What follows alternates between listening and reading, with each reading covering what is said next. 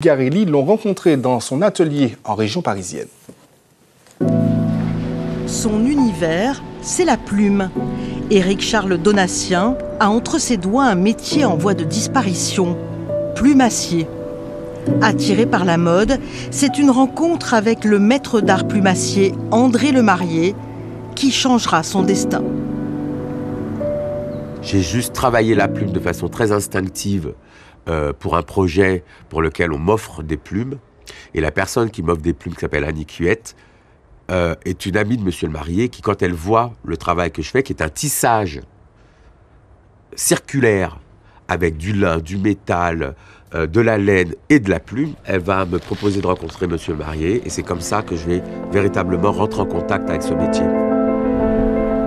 Aujourd'hui, Éric Charles Donatien est à son compte et collabore avec les plus grandes maisons de haute couture.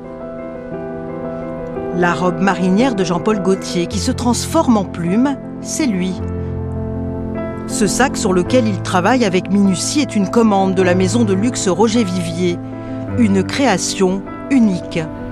Sur ce sac, ce sont des plumes de coq, des plumes d'oie et des plumes d'autruche. Ce que j'aime, c'est vraiment essayer d'être le plus proche de quelque chose qui aurait pu être fait par la nature.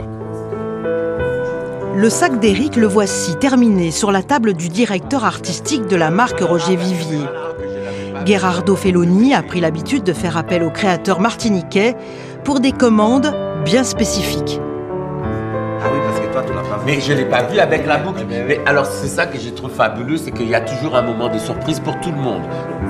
On a travaillé la première fois sur un beau paire de chaussures avec un grand plume qui faisait le tour inspiré par l'archive de Roger Vivier.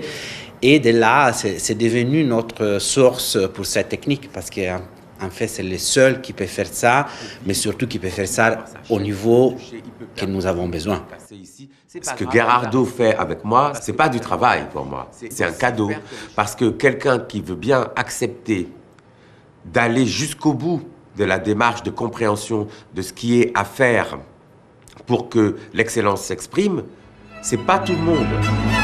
Le sac coccinelle du créateur va rejoindre une autre pièce qu'il a réalisée et qui est déjà en place dans cette salle, qui représente la collection Petite Merveille, inspirée par les insectes.